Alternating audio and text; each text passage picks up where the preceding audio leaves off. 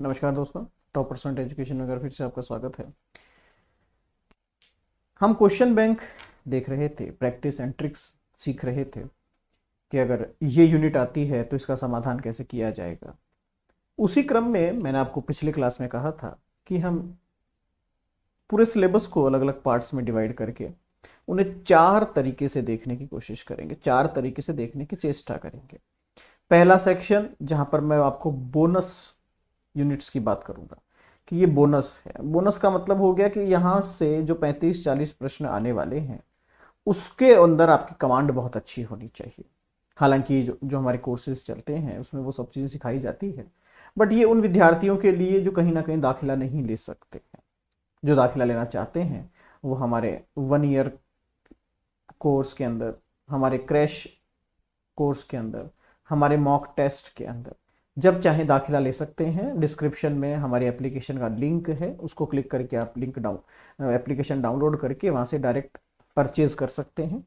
इसके अलावा हमारी एप्लीकेशन के ऊपर लाइव टेस्ट चलते रहते हैं जो फ्री ऑफ कॉस्ट होते हैं, आप जाकर उन्हें भी कर सकते हैं ताकि आप ये पता कर सके कि हम कहाँ तक पहुंचे। पेपर फर्स्ट पेपर सेकंड दोनों के मॉक टेस्ट भी वहां पर अवेलेबल होते हैं। ठीक है, तो अब हम बात कर रहे थे 4 यूनिट्स की। कौन कौन सी? यूनिट संख्या 3, 5, 7, 10। इसमें से हम 7 और 10 तो शायद देख चुके हैं, बचती है 3 और 5। तो ज्यादा 3-5 ना करते हुए हम यूनिट संख्या 3 को देख लेते हैं, जिसका नाम है इंडियन एथिक्स, भारतीय नीति शास्त्र। कुछ भी ज्यादा इसमें टिपिकल नहीं है, कुछ बातें हैं जो बेसिक है उन्हें याद रखिएगा। जैसे कि पहला 4 पुरुषार्थ हैं, 4 पुरुषार्थ को याद रखिएगा, उनका सीक्वेंस याद रखिएगा। धर्म अर्थ काम मोक्ष, 4 ही आपके आश्रम हैं, चारों आश्रमों को ध्यान रखिएगा कि साहब पहले आता है ब्रह्मचर्य आश्रम, फिर आता है गृहस्थ आश्रम, फिर आएगा वानप्रस्थ, फिर आएगा सन्यास। इसी तरह से 5 मौलिक तत्व हैं, पृथ्वी अग्नि जल वायु आकाश, इसे ध्यान रखिएगा। इसके बाद 4 वर्ण हैं आपके समाज के अंदर। ऊपर से नीचे की अगर बात करूं तो सबसे ऊपर ब्राह्मण है, ब्राह्मण के बाद क्षत्रिय है, उसके बाद वैश्य है, उसके बाद शूद्र है। एक एक वर्ण का एक एक पुरुषार्थ है और एक एक वर्ण का एक एक आश्रम है। ये सब चीजें आप अपने हिसाब से ध्यान रखिएगा। फिर आप ध्यान रखिएगा इति कर्तव्य या फिर स्थित प्रज्ञ किसे कहते हैं। गीता का संदेश कर्म के ऊपर है। ज्ञान क्या है, यज्ञ क्या है, बस पूरा यूनिट खत्म। इसके अलावा कुछ भी नहीं है। कहने का तात्पर्य कोई बहुत ज्यादा टिपिकल यूनिट नहीं है, बहुत ज्यादा कोई विशेष यहां ऐसा नहीं है जिसको आप कह सकें कि यार अब मैं क्या करूं सर, ये तो मैं फंस गया, है ना। ऐसा कुछ नहीं है। कुछ प्रश्न करते हैं, 10-15 प्रश्न करने की कोशिश करते हैं, कुछ ट्रिक्स सिखाऊंगा आपको मैं। पहला प्रश्न है पुरुषार्थ को क्या कहा जाता है। क्या पुरुषार्थ का मतलब उद्देश्य है, झुकना, कर्तव्य या शुरुआत? व्हाट इज द मीनिंग और the purushartha is referred as what? Objects, and, duty, beginning. क्या है पुरुषार्थ का वास्तविक अर्थ? पुरुषार्थ का जो वास्तविक तात्पर्य है वो ये है कि एक पुरुष, पुरुष का मतलब यहां मेल वाली बात नहीं है, पुरुष का मतलब हर एक व्यक्ति के अंदर पुरुषत्व और स्त्रीत्व के रूप में दोनों तत्व पाए जाते हैं। पुरुषार्थ का मतलब है जिसके अकॉर्डिंग हमें काम करना है, मेरा कर्तव्य, मेरी रिस्पॉन्सिबिलिटी, मेरी duty towards the society, towards my self, towards my family, ठीक है, टूवर्ड्स द नेचर। वो सब जो है कर्तव्य मेरे, वो पुरुषार्थ कहलाते हैं। तो पुरुषार्थ को कहते हैं कर्तव्य। ये ड्यूटी है आपकी, ये रिस्पॉन्सिबिलिटी है आपकी समाज के प्रति। ट्रिक क्या है यहां पर? ट्रिक यही है कि जब मुझे लगे कि यूनिट संख्या 3 है तो मैक्सिमम सही आंसर जो होंगे वो सी वाले होंगे। मैक्सिमम, मैक्सिमम जो है, सारे नहीं होंगे, मैक्सिमम जो होंगे। ठीक है, अगला देखते हैं। पुरुषार्थ कितने हैं? मैंने अभी बताया था, धर्म अर्थ काम मोक्ष, 4 पुरुषार्थ हैं। पुरुषार्थ में क्या क्या शामिल होता है? धर्म, अर्थ, दोनों या कोई भी नहीं? बिल्कुल दोनों होते हैं, सी। आगे देखते हैं। मोक्ष का तात्पर्य क्या है? मोक्ष को मैं क्या कहूं? क्या यह आध्यात्मिक मुक्ति है, क्या ये मनुष्य के अंदर पाशविकता है, क्या ये कोई कार्रवाई की मांग है, या कोई ज्ञान का मार्ग है? मोक्ष का तात्पर्य क्या है? आखिर मीनिंग क्या है मोक्ष का? देखिए, मोक्ष कोई मुक्ति का इसको मैं कहूं केवल माध्यम नहीं है। वेद कहते हैं मोक्ष का मतलब है ज्ञान, ये वेद कहते हैं। आध्यात्मिक मुक्ति, आध्यात्मिक मुक्ति मतलब आध्यात्मिक अज्ञान। तो आध्यात्मिक अज्ञान से मुक्ति कौन दिलाएगा? ज्ञान दिलाएगा। तो आध्यात्मिक अज्ञान तो एक बहुत ही प्राइमरी स्टेज हो गई, ज्ञान मार्ग एक वास्तविक स्टेज हो गई। केवल कार्रवाई नहीं, केवल मनुष्य में पाशविकता नहीं, केवल आध्यात्मिक मुक्ति नहीं, ये तो ज्ञान का मार्ग है।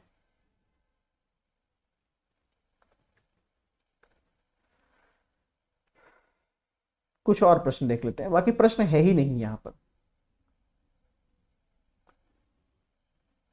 यहां पर प्रश्न ही नहीं है।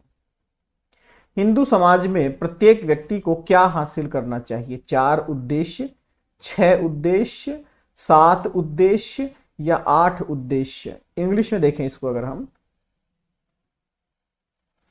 Every individual in Hindu society should achieve what? 4 objectives, 6 objectives, 7 objectives और 8 ऑब्जेक्टिव्स। क्या है हमारा लक्ष्य, क्या है हमारा उद्देश्य, क्या है हमारा ध्येय, क्या है ऐसा जो मुझे पाना है, क्या है ऐसा जो मुझे अचीव करना है? कितने ऑब्जेक्ट्स हैं मेरे जीवन में? हिंदू सोसाइटी के लिए 4 पुरुषार्थ। क्वेश्चन घूम गया थोड़ा सा बस। धर्म, अर्थ, काम, मोक्ष, 4 पुरुषार्थ जिसको हमें पाना है, 4 ऑब्जेक्टिव्स। धर्म इज रेफर्ड एज व्हाट? धर्म पहला गोल है, दूसरा है, तीसरा है या छठा गोल है? सभी जानते हैं, धर्म अर्थ काम मोक्ष। बड़े ही हल्के क्वेश्चंस आते हैं, मैं कुछ टिपिकल क्वेश्चंस देख रहा हूं ताकि मैं आपको होमवर्क दे सकूं। फिर कुछ बेसिक बताऊंगा आपको मैं इसका, बाकी इसके अलावा यहां पर कुछ भी नहीं है। द परस्यूट ऑफ मोक्ष liberates whom? Human being, social being, awaken beings and the animals. 45th Hindi देख लेते हैं इसकी।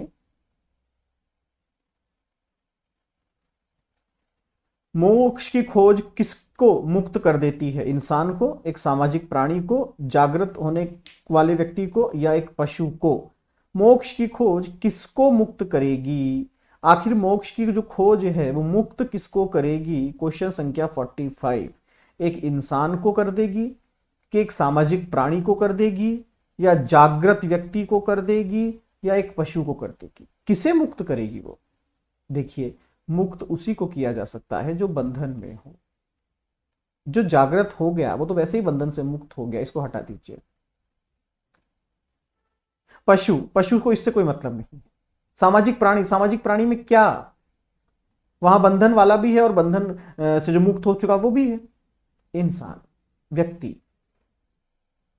जो बंधन में है, जिसे अपने बंधनों को तोड़कर ऊपर जाना है, तो मोक्ष की खोज इंसान करता है। ध्यान रखिएगा, मोक्ष की खोज और मोक्ष की प्राप्ति एक इंसान की विशेषता है। देवताओं को भी मोक्ष नहीं दिया गया है, देवताओं को केवल स्वर्ग का अधिकारी बनाया गया है, पितरों को केवल पितृलोक का अधिकारी बनाया गया है, लेकिन मनुष्य को मोक्ष का अधिकारी बनाया गया है, जो कि देवलोक या स्वर्ग से भी ऊपर है। तो इस बात को हमेशा ध्यान रखिएगा।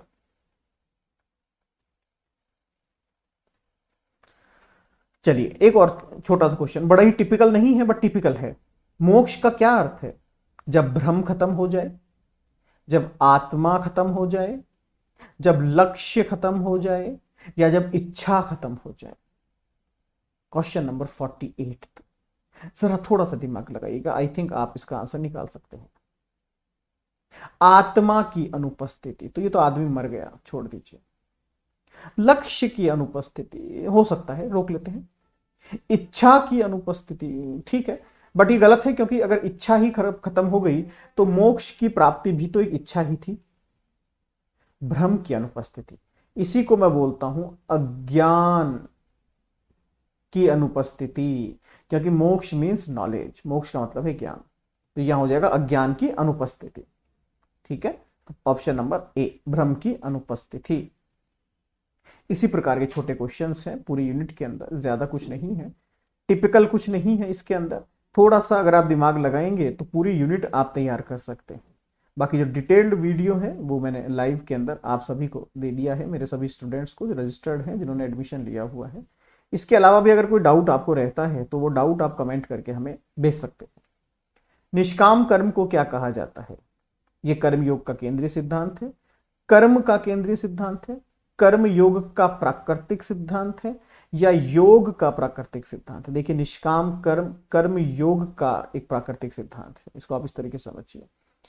योग का मतलब, योग शारीरिक फिटनेस नहीं है, योग का मतलब है प्रयत्न, एफर्ट्स।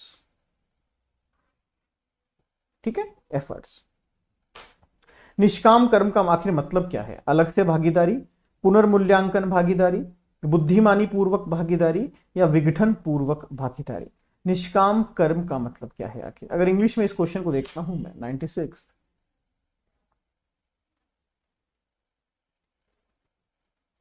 निष्काम कर्म means what? Detached involvement, necessary involvement, intelligent involvement, या डिसोल्यूशन।